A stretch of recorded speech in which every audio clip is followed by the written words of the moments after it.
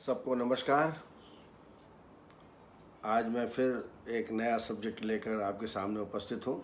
आज ज्वर चिकित्सा पर चर्चा करेंगे। बहुत से लोग सीतारमण जी वित्त मंत्री जी को सुन रहे होंगे, लेकिन चूँकि हम समय से बंधे हुए हैं, अपना व्याख्यान प्रारंभ करने के पहले प्रश्नोत्तर के बारे में थोड़ा जान लें। डॉक्टर शीतल जी ने, उनका एक कोई क्रॉनिक पेशेंट है जो कॉन्स्टिपेशन से ग्रसित है। तो पहले तो आप इस कॉन्स्टिपेटेड रोगी को पंचमूल क्वाथ या पंचकोल क्वाथ चब्बे चित्रक सुंठी पिपली पिपली मूल, इसका प्रयोग प्रतिदिन दोनों टाइम 7 दिन तक कराएं। इससे आम दोष नष्ट होगा, स्रोत और अवरोध दूर होगा। उसके बाद त्रिफला घृत से आभ्यंतर स्नेहपान करें। प्रथम दिन 30 ml 60 ml सम्यक स्नेह लक्षण प्राप्त होने तक, और उसके बाद सम्यक स्नेह के लक्षण जब प्राप्त हो जाएं आपको, तो 3 दिन बाह्य अभ्यंग और बाह्य स्वेदन करें। और फिर निशोथ 30 ग्राम, छोटी हरड़ 30 ग्राम, अमलता सगूदा 30 ग्राम यौकुट करके इसका काढ़ा बना लें 100 ml 100 ml, और इसमें कैस्टर ऑयल 100 ml मिला करके पेशेंट को विरेचन के लिए देवें। क्रूर कोष्ठी है तो इसमें इच्छावेधी रस 1 से 2 रत्ती मिला सकते हैं। उसके बाद फिर संसर्जन कम करिए। जब सामान्य भोजन सेवन करने लगे तो ध्यान रखें कि ज़्यादातर हरी सब्जियां, सलादों का ज़्यादा सेवन करें, फाइबर युक्त भोजन ज़्यादा सेवन करें, और कुछ योगासन जैसे ताड़ासन है, हस्तपादासन है, अर्धकटी चक्रासन है, जिसमें पेट की मूवमेंट हो, ऐसे आसन प्रतिदिन करें। इस पर भी यदि कॉन्स्टिपेशन बना रहे तो उसको ये नियम बना लें कि सोते टाइम 200 ml दूध में 2 अंजीर डाल करके रात्रि को सोते समय भोजन के 2 घंटे बाद 2 अंजीर सेवन करके दूध पी लें कुनकुना। इससे इनकी रेगुलर मोशन की व्यवस्था हो जाएगी। इस पर भी अगर कोई तकलीफ़ है तो अमलतास का गूदा 20 ग्राम, इसका काढ़ा बना लें 100 ml, और प्रतिदिन रात्रि में भोजन के 2 घंटे बाद इसका सेवन करें। अगर समझें कि मोशन ठीक होने लगा है तो हर दूसरे दिन कर लें, फिर हर तीसरे दिन धीरे धीरे उसको बंद कर दें। इस तरीके से करने पर निश्चित रूप से कॉन्स्टिपेशन में लाभ होगा, लेकिन थोड़ा लाइफ स्टाइल में चेंज पेशेंट को करना पड़ेगा। डॉक्टर मूर्ति जी ने यूटीआई के ट्रीटमेंट के बारे में पूछा है। वास्तव में यूटीआई काफ़ी तकलीफदेह व्याधि है, बहुत शीघ्रता से ये जाती नहीं है। एंटीबायोटिक लेने के बावजूद भी इन्फेक्शन यूरिनरी सिस्टम में बना रहता है। इसके लिए आयुर्वेद में, चूँकि ये अपान वायु की विकृति है, अपान वायु की विकृति से इस प्रकार के मूत्रकर्कशता और यूटीआई इन्फेक्शन होते हैं। इसलिए सबसे पहले इसमें पंचकर्म के दृष्टिकोण से विरेचन कराएं, और विरेचन करने के पश्चात ही दवाइयों का सेवन करें। काढ़े के रूप में तृण पंचमूल क्वाथ या वरुणादि क्वाथ 30 ml दोनों टाइम, खाली पेट में 30 ml सेवन कराएं दोनों टाइम। इसके अलावा तृणकांत पिष्टी रस 250 मिलीग्राम, चंद्रकला रस 125 मिलीग्राम, और प्रोआलपिस्टी 250 मिलीग्राम। ये एक खुराक है। ऐसी दिन में 2 या 3 बार आंवले के मुरब्बे के साथ या शहद के साथ सेवन कराएं। पीने के लिए जैसे मैंने काढ़ा बताया, उसी प्रकार उसी रासों और चंदनासों का भी प्रयोग किया जा सकता है। चंदनारी बटी 2-2 गोली दिन में 2 बार। और रोगी सौंफ से सिद्ध किया हुआ ही पानी पिए। सौंफ से सिद्ध किया हुआ पानी जैसे कैसे बनाएंगे? 100 ग्राम सौंफ ले लें और 2 लीटर पानी में 1 बार बॉईल कर लें। सौंफ को थोड़ा दरोड़ लें और एक बॉईल होने तक पकाएं। जब एक बॉईल होने लगे, वो उबलने लगे, तो उसी में उसको ठंडा होने दीजिए। इसको छान लीजिए और इसी पानी को, सौंफ के पानी को दिन भर पीने से रोगी में जो भयंकर जलन होती है, फीवर जैसा लगता है, वो रोगी को निश्चित ही दूर हो जाता है।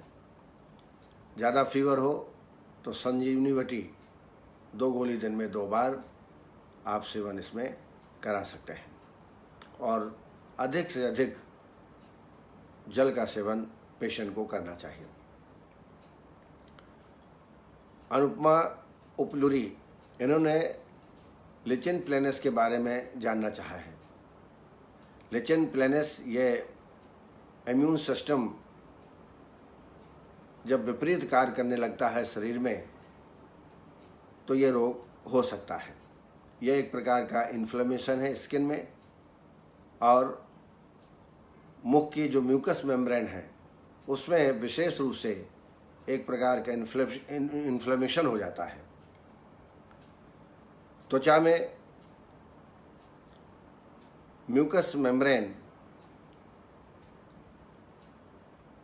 और त्वचा में जो एक प्रकार का थोड़ा से खुजली युक्त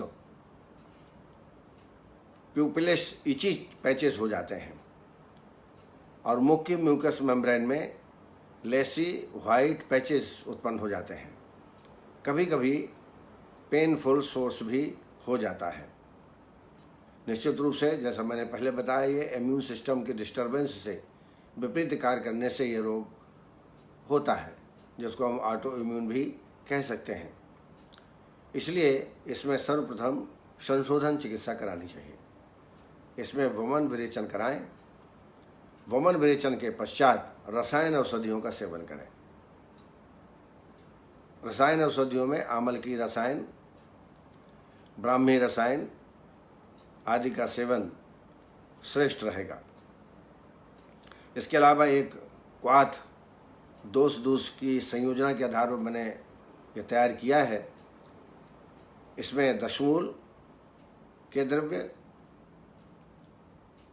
तुबरक, पाठा, बला, अश्वगंधा और मजीठ, इनको बराबर मात्रा में यौकुट कर लीजिए, रख लीजिए।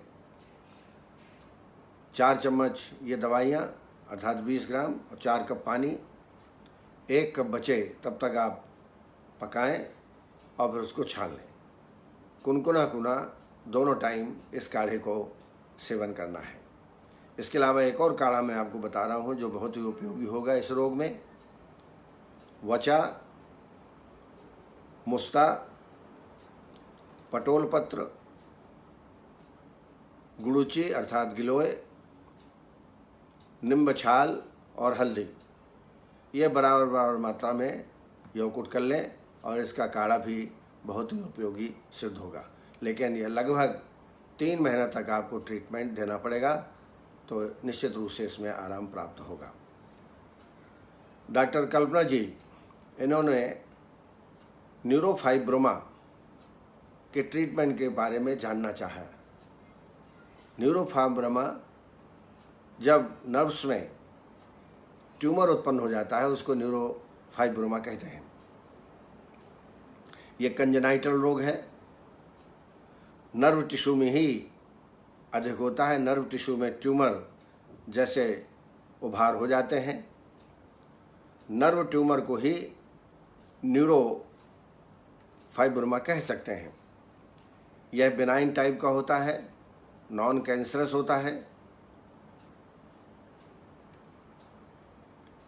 और ये कहीं भी शरीर में, नर्व्स में इसकी उत्पत्ति हो सकती है। शरीर के किसी भी स्थान में ये उत्पन्न हो सकता है।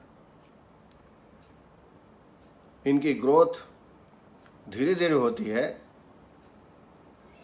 और इसमें कोई वेदना या कोई खुजली जैसे लक्षण इसमें प्राप्त नहीं होते। कभी कभी खुजली एक लक्षण इसमें मिल सकता है। इसको 3 भागों में विभाजित किया गया है: क्यूटेनियस न्यूरोफाइब्रोमा, स्पाइनल न्यूरोफाइब्रोमा और प्लेक्सीफॉर्म फाइब्रोमा। 3 प्रकार का ये फाइब्रोमा हो सकता है।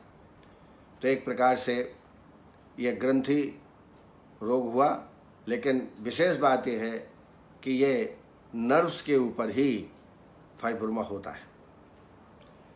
ऐसी अवस्था में निश्चित रूप से इसमें लेखन बस्ती काम करेगी। लेखन बस्ती में त्रिफला, विडंग, गिलोय, कांचनादि गुग्गुलु और अश्वगंधा, ये 20-20 ग्राम लेकर के यौकुट कर लें, काढ़ा बना लें 300 ml, और इसमें यवक क्षार 10 ग्राम और पंचतत्व घृत 50 ml, शहद 50 ml मिला करके विधिवत बस्ती दें तो इससे निश्चित रूप से आपको लाभ प्राप्त होगा। अगर खुजली हो रही हो तो टेक्जिमा जैसे ऑइंटमेंट या चाल मोगरा तेल का लेपन आप कर सकते हैं। इसके लिए एक काढ़ा बहुत ही उपयुक्त होगा। इसमें अश्वगंधा, तुलसी, कांचनार पत्र, त्रिफला और विडंग। फिर मैं रिपीट कर रहा हूँ: अश्वगंधा, तुलसी पत्र, कांचनार पत्र, त्रिफला और विडंग, इनको बराबर बराबर मात्रा में ले करके यौकुट कर लें। 4 चम्मच दवाई, 4 कप पानी, 1 कप बचे तब तब खाएं। ऐसा दोनों टाइम इस काढ़े का सेवन आप करें। इसके अलावा इसमें कैशोर गुग्गुलु, चंद्र प्रभावटी, कांचनादि गुल आल्टरनेट 2-2 गोली दिन में 2 बार देना चाहिए। व्याधि क्षमता बढ़ाने वाली चीज़ें भी करें। एलोए जूस, एलोवेरा का जूस, ये भी बड़ा इसमें उपयोगी होगा। दूसरा, लहसुन और अदरक। लहसुन और अदरक थोड़ा सेंधा नमक मिला लें और इसकी चटनी डेली भोजन के पहले दोनों टाइम सेवन करें। इससे भी पेशेंट में लाभ प्राप्त होगा, उसका व्याधि क्षमता बढ़ेगा। आइए, डॉक्टर कल्पना जी ने, कल्पना जी का तो हो गया उत्तर, न्यूरोफाइब्रोमा पूछा था उन्होंने। डॉक्टर जयेश पटेल, इन्होंने स्किन डिसीज़ के बारे में जानना चाहा है। तो त्वचा रोग से संबंधित एक व्याख्यान पूरा हो गया है। कृपया आप YouTube में या फिर नवीन जोशी से बात करके इस लेक्चर को आप प्राप्त कर सकते हैं। राकेश कुमार जी जो बरेली में रहते हैं, बहुत अच्छी इनकी प्रैक्टिस है, पंचकर्म की चिकित्सा करते हैं। उन्होंने इरेक्टाइल डिसफंक्शन के बारे में जानना चाहा है। यह ध्वजभंग की अवस्था है, क्लेबी की अवस्था है। इसमें पहले आपको वमन विरेचन ये 2 करा के उसके बाद बाजीकरण बस्ती देनी चाहिए। बाजीकरण बस्ती आप जानते हैं, आप प्रयोग हमेशा करते हैं। फिर भी अश्वगंधा, केवांच बीज, बबूल की फली और शतावरी, इन चारों चीज़ों को 30-30 ग्राम लेकर के काढ़ा बना लें। काढ़ा लगभग 400 ml बनाएं और इस काढ़े में 200 ml दूध डालकर क्षीर सिद्ध कर लें, अर्थात 200 ml शेष रहने तक इसको धीमी आंच में पकाएं। अब इस 200 ml क्षीर सिद्ध दुग्ध में अश्वगंधा घृत 50 ml, शहद 50 ml ये डालकर विधिवत वस्ती दें। इसको हम बाजीकरण वस्ती कहेंगे। एक गुटिका का नाम मैं बार बार लिया करता हूँ।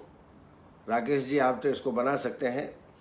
आप बाजीकरण अध्याय में ब्राह्मण गुटिका का उल्लेख है, ये मैंने किया हुआ है।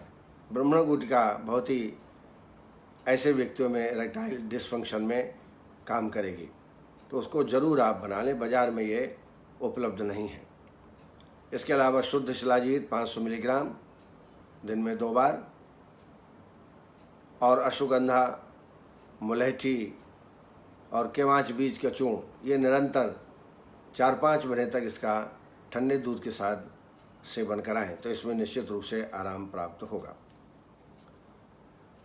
डॉक्टर शिल्पा जी ने वेरिकोज वेन्स के बारे में पूछा है। तो वेरिकोज वेन्स के बारे में कई बार चर्चा हो चुकी है, फिर भी संक्षिप्त में बताना चाहूँगा कि ऐसे व्यक्ति में वेरिकोज वेन्स में पंचतीर्थ घृत से आभ्यंतर स्नेहपान करा के विरेचन करा दें। विरेचन करने के बाद इसमें रक्त मोक्षण बहुत ही उपयोगी चिकित्सा है। रक्त मोक्षण शिराभेद से भी करा सकते हैं और जलौ का उच्चारण से भी करा सकते हैं। और फिर सिम्टम के आधार पर, मान लीजिए वहाँ पर खुजली है, कंडू है, तो चाल मोगरा तेल लगाइए। गीली खुजली है तो चाल मोगरा, सूखी है तो मरीचियादि तेल का लेपन आप उसमें कर सकते हैं। इसके अलावा गोक्षुरादि गुग्गुल, कैशोर गुग्गुल का भी आप इसमें प्रयोग कर सकते हैं। तो रोगी की अवस्था अनुसार डीप वेरिकोज है या सुपरफिशियल वेरिकोज वेन्स है, उसको देख करके ट्रीटमेंट की योजना बनानी चाहिए। डॉक्टर सत्येंद्र पाल जी ने तंबक श्वास का ट्रीटमेंट जानना चाहा है ओपीडी स्तर पर। मुझे लगता है ये पंचकर्म शायद नहीं कराते होंगे। तो आप चूँकि तंबक श्वास का पेशेंट है, निश्चित है जीर्ण हो गया होगा, तो इसको नित्य प्रतिदिन अमलता सुगुदा 10 ग्राम लेकर के 10 से 20 ग्राम और 4 कप पानी डाल के इसका काढ़ा बनाएं और रात के भोजन के 2 घंटे बाद रोज़ इसको पिलाएं। इससे पित्त और कफ का शोधन होगा और रोगी को आराम मिलेगा। इसके बाद इसमें एक काढ़ा आप तैयार कर लीजिए। इसमें मुलैठी, कंटकारी, वासा और लिसोढ़ा बराबर मात्रा में यौकुट कर लीजिए और इसका काढ़ा बना करके प्रतिदिन खाली पेट में दोनों टाइम इसको सेवन कराएं। सोमलता फांट, ये बहुत ही उपयोगी फांट है। सोमलता एक औषधि है जिसमें एफिड्रीन भी रहता है। इसका फांड बना करके पुनः पुनः जब भी रोगी को प्यास लगे या जब भी वेग जैसा आने की प्रक्रिया प्रारंभ हो तो तत्काल उसका सेवन कराएं, उससे जरूर इसमें लाभ प्राप्त होगा। इसके अलावा रस औषधियाँ हैं। अगर शुष्क काश है और श्वास की, क्योंकि शुष्क काश में खास श्वास की तकलीफ ज़्यादा होती है, कफ थोड़ा निकलता है तो रोगी को आराम मिलता है। ऐसा पेशेंट हो तो इसमें श्वास काश चिंतामणि 60 मिलीग्राम, टंकण भस्म 250 मिलीग्राम और अभ्रक भस्म 125 मिलीग्राम ये खुराक है। ऐसी दिन में 2-3 बार इसका सेवन कराएं। और यदि ज़्यादा कफ निकल रहा हो, ऐसी अवस्था में श्वास कुठार रस, अभ्रक भस्म और श्रृंग भस्म। श्वास कुठार रस 250 मिलीग्राम, अभ्रक भस्म 125 मिलीग्राम, अभ्रक भस्म 125 मिलीग्राम और इसमें थोड़ा से महालक्ष्मी विलास रस 60 मिलीग्राम डाल दीजिए और इसको 2 या 3 बार आप सेवन कराएंगे तो निश्चित रूप से लाभ होगा। और जल का सेवन जो करते हैं वो हमेशा गर्म जल पिएं। और मैं तो ये कहूँगा कि शुंठी से सिद्धित कर लें, सोंठ से सिद्धित जल का ही रोगी सेवन करें। आधा इलाज तो यही है। और पथ्य और अपथ्य का ध्यान करते हुए आप इसमें ट्रीटमेंट दें। वासा अवलेह यह भी उपयोगी चिकित्सा है। 1-1 चम्मच दिन में 3 बार इसका सेवन आप करा सकते हैं। डॉक्टर भावना सिन्हा ने हाइपरटेंशन के ट्रीटमेंट के बारे में पूछा है। ये भी कई बार चर्चा हम कर चुके हैं। हाइपरटेंशन में सर्वप्रथम विरेचन कराएं, वमन न कराएं, विरेचन कराएं। विरेचन करने के बाद यदि संभव है तो सिराह तर्पण करें, चाहे वो पिचू धारण करावें या शिरोधारा करावें। इसके अलावा मेध रसायन क्वाथ का सेवन, मेध रसायन शंखपुष्पी, मंडूकपर्णी, गिलोय और मुलेठी, इनको समान मात्रा में लेकर यौकुट कर लें और इसके काढ़े को तैयार करके दोनों टाइम खाली पेट में इसका सेवन कराएं। इसके अलावा एक मेरा योग है जो मैं हमेशा पेशेंट को देता हूँ।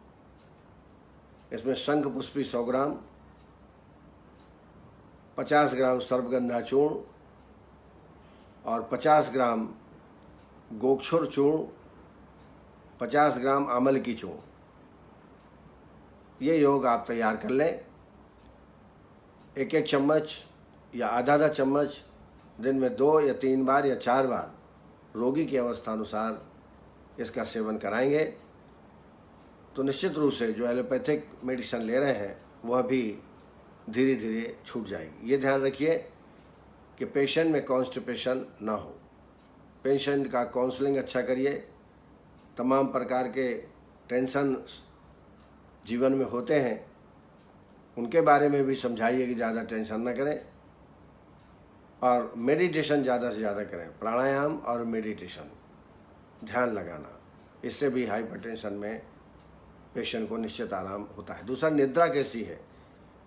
नींद सामान्य रूप से उनको आना चाहिए। निद्रा कम हो तो निद्रा नाशक मेध रसायन औषधियाँ आप दे सकते हैं। जितेंद्र मिश्रा मेदोज ग्रंथि के बारे में जानना चाहे।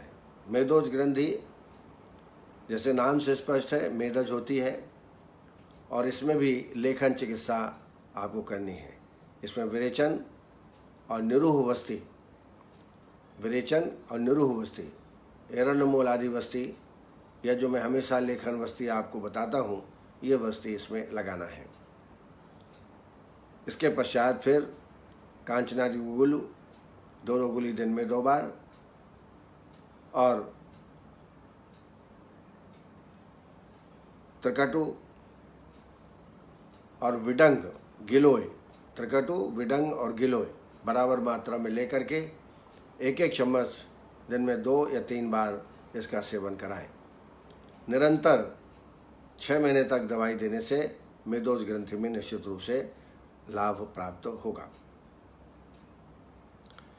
रुचि साहू ने मेरा नंबर पूछा है। मेरा टेलीफोन नंबर 99-204-86729, ये मेरा व्हाट्सएप नंबर भी है।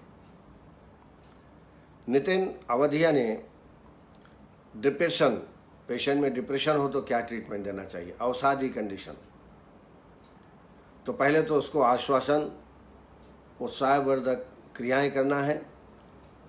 इसके बाद लक्षणानुसार चिकित्सा करना है।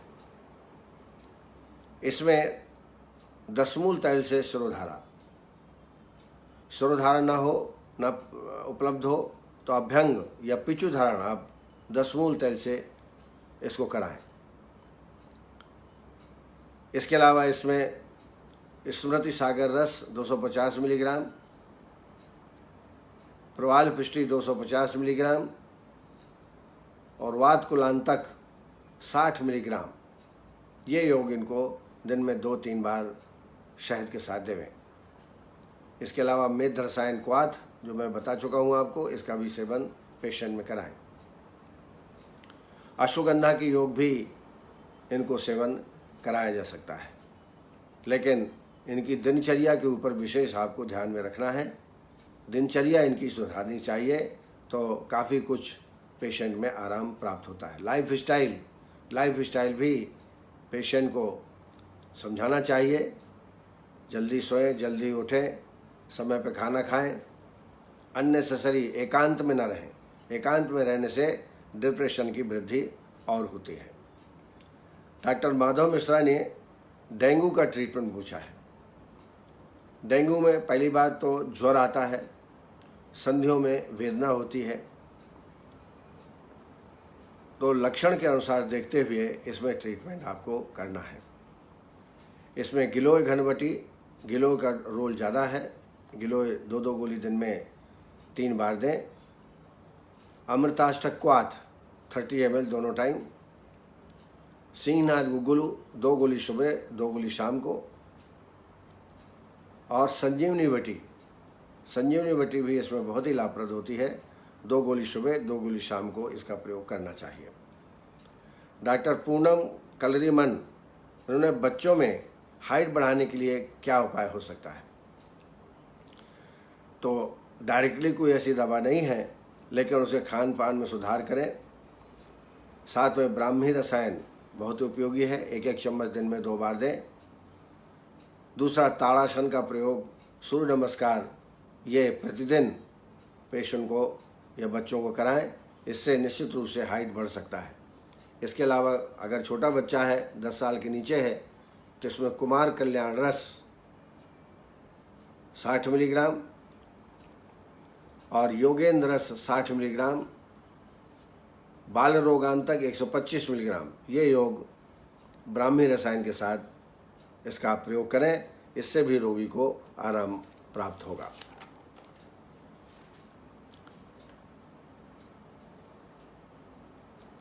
अब आइए, ऐसे चिकित्सकों का मैं हार्दिक स्वागत करता हूं जो निरंतर इस कार्यक्रम को देख रहे हैं, सुन रहे हैं और इसका उपयोग भी कर रहे हैं। कई चिकित्सकों ने मुझे फ़ोन पर हमेशा इंक्वायरी करते रहते हैं रोगी के प्रति, तो इससे मुझे लगता है कि इस लेक्चर को निश्चित रूप से आप सब देख रहे हैं। डॉक्टर दिनेश जोशी, डॉक्टर नवीन जोशी जो इस कार्यक्रम के संचालक हैं, विजय जाधव जी, उत्कर्ष वर्मा जी, संध्या पांडे, डॉक्टर सत्येंद्र कुमार जी, शीतल जी, अमर शुक्ला जी, डॉक्टर रीना शर्मा, डॉक्टर अनुपम जी, विजय मित्तल जी, भावना सिन्हा जी, आर्य इंडिया जी, डॉक्टर पवन जोगी, डॉक्टर सत्येंद्र पाल, डॉक्टर शुभांगी सांबरे, राकेश कुमार जी, संदीप सिंह, राम बाबू, शीतल जी, अरुण वर्मा, प्रतीक शर्मा, रुचि साहू, कैलाश चावला जी, स्मिता मोटकरी जी, प्रतीक शर्मा, रुचि साहू, कैलाश चावला जी, स्मिता मोटकरी जी, KN गैंगवार, हेमाद्री यदु, विश्वकर्मा जी, माधव सुधा शर्मा जी, विकास जायसवाल, राजेंद्र कुंद्रा जी, नवीन अध्याय, नागराज जी, सपना डिमरी, कृष्ण कुमार जी, स्वाति त्यागी, योगेश महाजन जी, विनय मित्तल जी, हरिओम कुलश्रेष्ठ, मीनाक्षी मंडल, सोनाली जी और माधव मिश्रा, ऐसे तमाम जिज्ञासु चिकित्सक इस कार्यक्रम को देख रहे हैं, उनको बहुत बहुत नमस्कार, शुभकामनाएं। अब आइए, आज से ज्वर के बारे में थोड़ा चर्चा हम लोग करेंगे। ज्वर एक बहुत बड़ा विषय है, बहुत ज़्यादा थ्योरेटिकल में न जा करके चिकित्सा पक्ष के बारे में ज़्यादा बताना उचित होगा। आप जानते हो, ज्वरः प्रत्यात्मकम लिंगम संतापो देह मानसाह, ज्वरेणाभिस्ता ही भूतुम नहीं किंचित तपते, संताप का उत्पन्न होना। तो एक संताप है, टेम्परेचर से आप पता लगा सकते हैं, और मन का संताप, मन का संताप तो वैचित्यम अरति ग्लानि मनस्ताप लक्षण, वैचित्य अरति और ग्लानि, ये लक्षण अगर रोगी में है तो ज्वर के लक्षण समझना चाहिए। संतापम सारुचित तृष्णा सांग मर्दो हृदय व्यथा ज्वर प्रभावो जन्मादो निधने च महत्तमा स्वेदावरोध संतापा सर्वांग ग्रहणम तथा। ये सारे के सारे लक्षण ज्वर के हैं। जैसा आप जानते हैं, मिथ्याहार विहार के सेवन करने से ज्वर की उत्पत्ति होती है। मिथ्याहार विहारेभ्याम दोषा ही वाश्रयाः बहिर्निर्ष कोष्ठग्निम ज्वरदासु रसानुगाः। कई प्रकार का ज्वर होता है, दो प्रकार के कई भेद हैं, 5 प्रकार के भेद हैं, 7 प्रकार के भेद हैं, 8 प्रकार के भेद हैं। दुविधो विधि भेदेन ज्वरः शरीरो मानसा पुनश्च दुविधो दृष्टा सौम्याश्च आग्नेयोचा अंतर्वेगो बहिर्वेगो पुनः दुविधमुच्यते प्राकृतो वैकृतश्चैव साध्या साध्या एव च। पुनः पंचविधो दृष्टो दोष काल बलाबलात् संतत सतत अन्य दुस्तृतीय चतुर्थकात् पुनः आश्रय भेदेन धातूनां सप्तधा मदा भिन्ना कारण भेदेन पुनः अष्टविधो ज्वरा।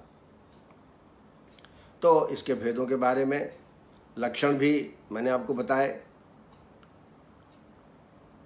लेकिन ये न बताते हुए आज हम चिकित्सा पर ज़्यादा फोकस करेंगे। तो आइए पहले समान चिकित्सा सिद्धांतों के बारे में समझ लें कि क्या क्या बातें हमको ज्वर की चिकित्सा में ध्यान में रखना है। तो जैसे नवज ज्वर का कोई पेशेंट आता है तो कुछ त्याज्य वस्तुएं हैं, उनको पेशेंट को नहीं देना चाहिए नवज ज्वर में। जैसे दिवा स्वप्न नहीं करना चाहिए, स्नान नहीं करना चाहिए, अभ्यंग, अन्न का सेवन, मैथुन, क्रोध, तीव्र हवा का सेवन, व्यायाम और कषाय रस का सेवन, कषाय स्तंभक होता है, इसको भी सेवन आपको नहीं करना। नवज्वरे दिवा स्वप्न स्नान अभ्यंग अन्न मैथुनम क्रोध प्रवाद व्यायामान कषायांश भी वर्जेत। तो लंघन में क्या, तो नवज्वर में क्या करना? तो सबसे पहले है लंघन कराएं नवज्वर में। लेकिन लंघन क्षयज ज्वर में या वातज ज्वर में भय, क्रोध, काम, शोक और लोभ के कारण यदि ज्वर हुआ हो, ऐसी अवस्था में लंघन कराने से रोगी को नुकसान पहुंच सकता है। और लंघन का तात्पर्य पूरी तरीके से उपवास नहीं है, आप लघु आहार विहार का भी सेवन इसमें करा सकते हैं। दूसरी मुख्य चिकित्सा है स्वेदन। आप देखे होंगे जब बुखार आता है तो उसको रजाई या कंबल से उड़ाते हैं ताकि पसीना निकले और ज्वर खत्म हो, तो स्वेदन। तीसरा है काल प्रतीक्षा। 6 दिन तक आमावस्था रहती है, 6-7 दिन तक। 8वें दिन से आमावस्था खत्म हो जाती है, तब दवाइयों का प्रयोग हमको कराना चाहिए। ज्वरादो लंघनम प्रोक्तम ज्वर मध्य तो पाचनम ज्वरांते भेषजम दद्या ज्वर मुक्ते विरेचनम। ये भी लाइन ऑफ ट्रीटमेंट है, आपको ध्यान में रखना है। इसके अलावा तिक्त रस से संस्कारित यवागु का सेवन, जिससे कि आम जो है पच जाए। आम का पचना इसमें बहुत आवश्यक है। लंघनम स्वेदनम कालो यवागुस्तिक्तको रसः पाचनाने अवपक्वानाम दोषाणाम तरणोज्वरे। ये नवज्वर में आपको ध्यान में रखना है। अगर ज्वर की अवस्था में प्यास ज़्यादा लगे, ज्वर अधिक हो, तो शरंग पानी का सेवन पेशेंट में कराना चाहिए। मुस्त परपट को शीर चन्नो उदित चनाग्रही है श्रत शीतम जलम दद्यात पिपासा ज्वर शांति ही है। ज्वर की अवस्था में यदि कफाधिक्य हो, उत्क्लेश हो, पेशेंट को हल्ला जैसा लगता हो, तो ऐसे अवस्था में रोगी को वमन करा देना चाहिए। उत्क्लेश की अवस्था में ज्वर में यवागु का, जैसे मैंने पहले बताया, तिक्त रस से सिद्धित यवागु और मंड का सेवन रोगी में कराना है। प्रारंभ के 6 दिन दोष का पाचन करना है। अगर 6 दिन में 7 दिन में पाचन हो जाए, आम निकल जाए, तो समन कषाय का प्रयोग करना चाहिए। और यदि आम 6 दिन के बाद भी बना रहे तो पाचन कषाय का प्रयोग करना चाहिए। पाचन कषाय से मतलब जैसे पंचकोल क्वाथ और समन कषाय अमृताष्टक क्वाथ, इनका प्रयोग करना चाहिए। पाचनम शमनीयम व कषायम पायेद भिषक ज्वरितम सढ़े तेते लघुअन्नम प्रतिभोजितम। और उसके बाद फिर लघु आहार का सेवन रोगी में करना चाहिए। जब ज्वरावस्था में मुख के माध्यम से या नासा के माध्यम से रक्तपित्त या रक्त निकलने लगे, जैसा आप जानते हैं, तद्यथा ज्वर संतापाद रक्तपित्तम उदीरिते, ज्वर संताप के बिना नहीं हो सकता, अधिक संताप के कारण कभी कभी रक्तपित्त, ऊर्ध्वक रक्तपित्त हो जाता है। ऐसी अवस्था में रोगी को तर्पण चिकित्सा से उसकी चिकित्सा करनी चाहिए, और जो भी रक्तपित्त से संबंधित चिकित्सा है वो भी रोगी को करना चाहिए। निराम दोष यदि उपलब्ध हो जाते हैं तब समन कषाय का प्रयोग करते हुए औषधियों का प्रयोग कराना चाहिए। घृत का प्रयोग भी निर्दिष्ट है, करना चाहिए, क्यों कहा है कि ज्वर में ज्वर कषाय है, वमनई है, लंघनई है, लघु भोजनई है, रूक्षसेन साम्यंति सर्पिस्तेषां भिषजितम्। हमने वमन कराया, कषाय का सेवन करा रहे हैं, लंघन करा रहे हैं, इससे वायु की वृद्धि, रूक्षता शरीर में बढ़ सकती है। इसलिए रूक्षा तेजो ज्वरकरम तेजो रूक्षितस्या यह स्याद अनोबलो धातु स्नेह भद्या साचा अनिला। इसलिए घृत पान कराना चाहिए, उससे शरीर की रूक्षता खत्म हो जाती है। दुग्ध पान करने की भी आवश्यकता कभी कभी पड़ती है। जब ज्वर की अवस्था में दाह तृष्णा अधिक मात्रा हो, वात पित्त प्रधान दोष हो, ऐसी अवस्था में दुग्ध का सेवन रोगी में कराना चाहिए। यदि विबद्धावस्था है तब गोदुग्ध का सेवन कराएं, और यदि मल जा रहा है, थोड़ा आमातिसार टाइप का है, तो बकरी के दूध का सेवन रोगी में कराना चाहिए। अगर ज्वर शांत न हो तो विरेचन कराना है, क्योंकि पित्त का इसमें मुख्य रोल है, तो इसमें विरेचन आप कराएं। पंचतीर्थ घृत से आभ्यंतर स्नेह पान करने के पश्चात अमलतास गुदा और निशोध डाल करके मृदु विरेचन कराएं, क्योंकि पहले से ही पित्त ज़्यादा है, तो तीक्ष्ण विरेचन इसमें नहीं कराना है। यदि आप आभ्यंतर स्नेहपान नहीं कर पा रहे हैं तो एरंड तैल 30 ml खाली पेट में प्रातःकाल दूध के साथ दे दीजिए, इससे भी विरेचन हो जाएगा।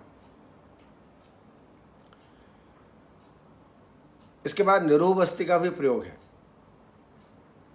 आप दुग्ध का पान कराने के पश्चात निरूह बस्ती का सेवन करें। निरूह बस्ती में जो पटौलादि क्वाथ द्रव्य हैं या षडंग पानी के द्रव्य हैं, उनके द्वारा आप निरूह बस्ती बना करके पेशेंट को, ज्वर के पेशेंट को देना चाहिए।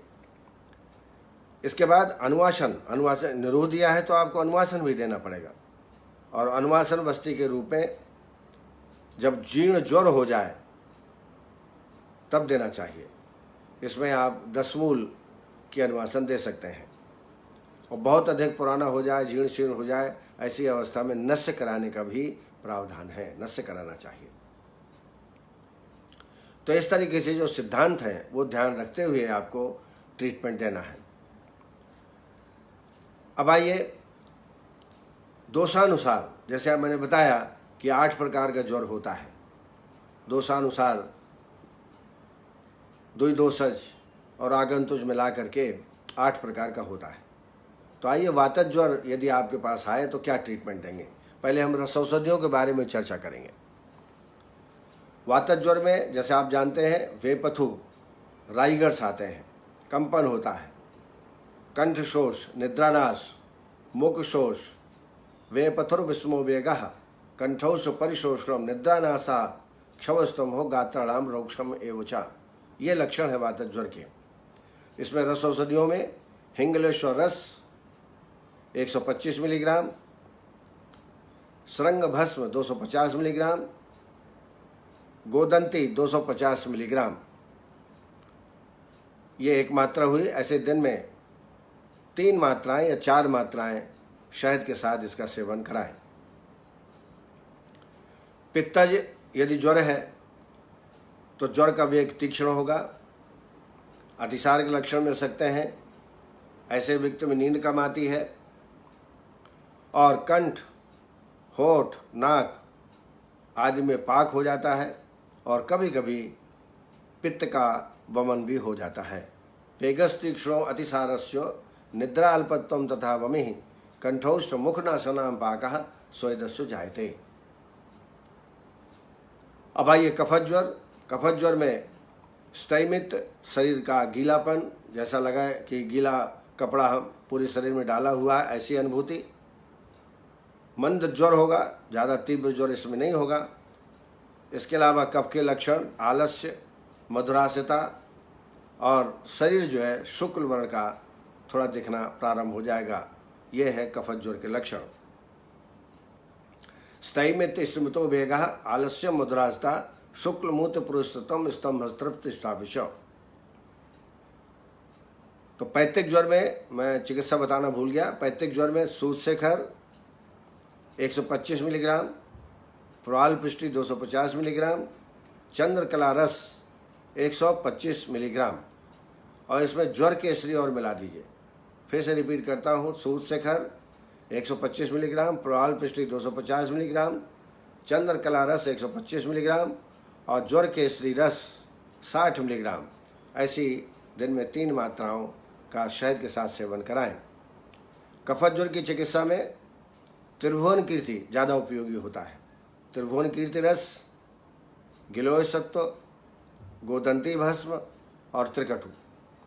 त्रिभुवन कीर्ति भस्म 125 मिलीग्राम, गिलोय सत्व 250 मिलीग्राम, गोदंती 250 मिलीग्राम और त्रिकटु 5 ग्राम।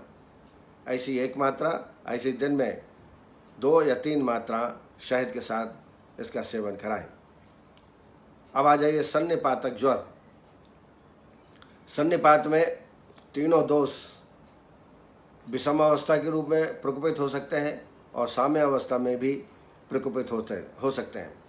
कभी शीत, कभी दाह की अनुभूति, अस्थि संधि में अत्यधिक वेदना, आंसू निरंतर आते रहना या आंसू भरे हुए नेत्र होते हैं, शब्द सुनाई नहीं देते, कभी कभी कर्णशूल, क्षणेदाह, क्षणे शीत, अस्थि संधि सरोरोजः, सस्रावे कलशो रक्ते निर्भोगने चापी लोचने। ये लक्षण रोगी में प्राप्त हो सकते हैं। सन्निपात में यदि हीन दोष हो, सन्निपात का लाइन ऑफ ट्रीटमेंट है कि जो हीन दोष है उनको बढ़ा करके, बढ़े हुए दोषों को घटा करके और जो दोष पहले लक्षण दे उसकी पहले चिकित्सा रोगी को करना चाहिए। वर्धने नई के दोषस्व क्षपणे नोचतस्वा कफस्थानानुपूर्वा सन्निपातम ज्वरम जयेत। उसी प्रकार दुई दोषज में भी चिकित्सा करना चाहिए। जो पहले दोष आपको मिले उसकी चिकित्सा संसटान सन्निपतितान बुद्धा तरतमयी समय है जुरान दोषाक्रमे पिक्षी यथोक्ते औषधि जयत। और यदि समावस्था में सन्निपातक ज्वर है तो कफस्थान अनुपूर्वाचा, पहले कफ रोग की चिकित्सा करनी चाहिए। जबकि सुश्रुत कहते हैं कि पित्त दोष की पहले चिकित्सा करना चाहिए।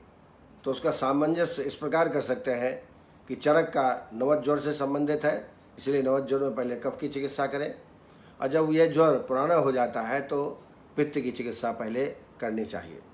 तो इस तरीके से लाइन ऑफ ट्रीटमेंट जो सन्निपातक ज्वर का मैंने बताने का प्रयास किया। इसमें जो रसौषधियाँ हैं उसमें कस्तूरी भैरव रस का बहुत अच्छा इसमें उपयोग है। कस्तूरी भैरव 125 मिलीग्राम, स्वर्ण बसंत मालती रस 60 मिलीग्राम, गोदंती 250 मिलीग्राम। फिर से बोलता हूँ, कस्तूरी भैरव 125 मिलीग्राम, स्वर्ण बसंत मालती 60 मिलीग्राम, गोदंती 250 मिलीग्राम। ऐसी दिन में 2 या 3 मात्राएं शहद के साथ आप सेवन कराएं। इसके अलावा एक योग और है जो हम लोग देते हैं खासतौर से सन्निपातक ज्वर में, मृत्युंजय रस 125 मिलीग्राम, जहर मोहरा पिष्टी 250 मिलीग्राम और गोदंती 250 मिलीग्राम। दिन में 3 मात्राएं इसका सेवन करा सकते हैं।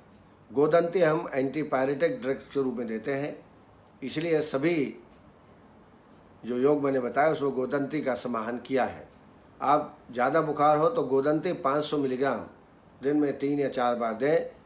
लोग क्या है 125-250 मिलीग्राम गोदंती देते हैं, इससे ज्वरहर प्रभाव उसमें नहीं प्राप्त होता है। तो 500 मिलीग्राम दिन में 3 या 4 बार आप सेवन कराएंगे तो निश्चित है रोगी का टेम्परेचर कम हो जाता है।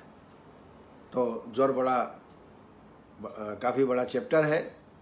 अब आगे की चर्चा हम कल करेंगे। मैं अपनी वाणी को यहीं पर विराम देता हूँ। आप सबको नमस्कार। कल फिर हम लोग 4 बजे उपस्थित होंगे। ज्वर की आगे चिकित्सा, जैसे पुनरावर्तक ज्वर, विषम ज्वर, ऐसे बहुत सारे अभिन्यास ज्वर, बहुत सारे ऐसे ज्वर हैं जिनके बारे में, चिकित्सा के बारे में हम चर्चा करेंगे। बहुत बहुत धन्यवाद।